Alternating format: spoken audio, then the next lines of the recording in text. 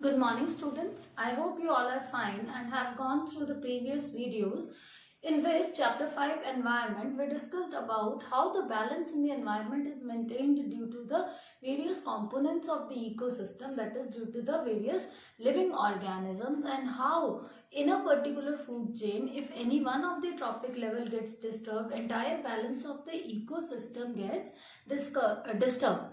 Later we discussed about how the energy gets transferred from one trophic level to another trophic level and why the number of trophic levels in a particular food chain is limited.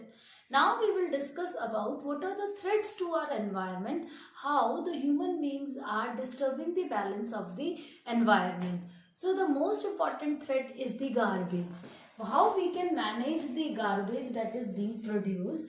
The waste which is produced by various activities can be categorized into biodegradable and non-biodegradable waste. Biodegradable waste, as the name indicates, biodegradable, can naturally be converted into simpler, less toxic, or rather not at all toxic substances in the nature. But non-biodegradable substances are those substances which cannot be converted into the simpler, less toxic forms. So if they get accumulated in open, they have a lot of harmful effect on the environment. For example, the most common example is the plastic only. So what are the ways by which we can manage this type of waste?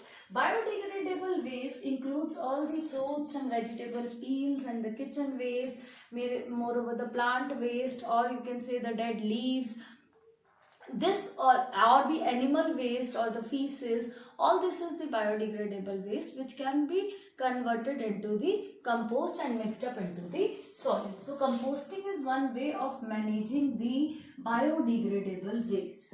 The ways to maintain the non-biodegradable waste is either this type of waste is put in a landfill.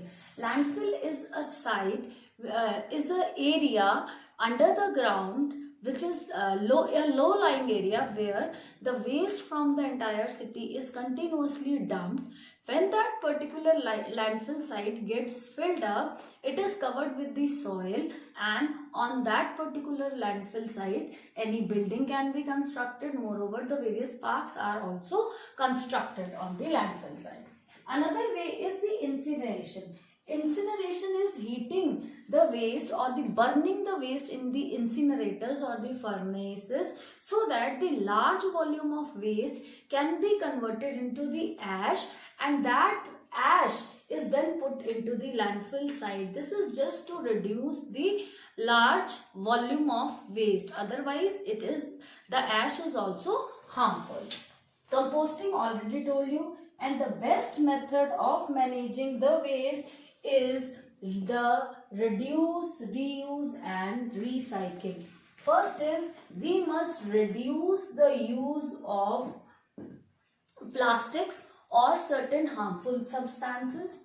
Second is to a maximum extent we must reuse the articles. For example, the plastic containers, we bring something from the market, we can wash those, once the item is finished, we can wash those glass bottles or the plastic containers and we can reuse them at our homes only. And the third is the recycle. For example, paper is recyclable. Instead of using the plastic cups, we must use the paper cups. Instead of using the plastic straws, we must use the paper straws because they can be recycled. So recycling is reforming, making new things from the older ones rather than disposing them in the environment. So this is about managing the waste. Now the last topic is depletion of ozone layer. What does it mean by the ozone? Ozone or the O3 is the triatomic oxygen molecule. We all are aware that ozone forms a layer in the stratosphere which protects the lower layers or our environment from the harmful UV radiations. How this ozone actually gets formed? In the presence of UV radiations, the oxygen gas it gets converted, it gets broken down into nascent oxygen atoms.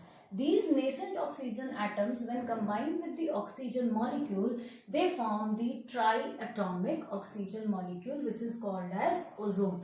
So it is a very important question, how ozone is formed. These two steps are extremely important. Number one, the oxygen molecule in the presence of UV radiations gets converted into the nascent oxygen atoms. These nascent oxygen atoms, when combined with the oxygen molecule, form the triatomic ozone.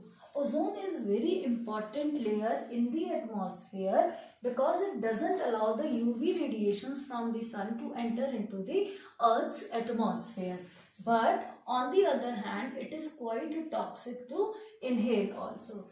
The ozone layer is getting depleted. What does it mean by depletion? Depletion means thinning of the ozone layer due to the various human activities. And what are the causes of the depletion of ozone layer are the CFCs. CFC stands for chlorofluorocarbons, which are the chemicals made up of carbon compounds having chlorine and fluorine molecules attached to them, groups attached to them.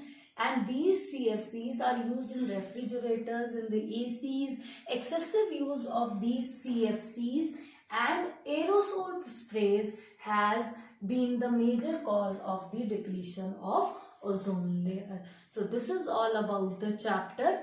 And now I will be sending you in the tomorrow's lecture, I will be sending you the questions which you need to write in your fair notebook. Thank you.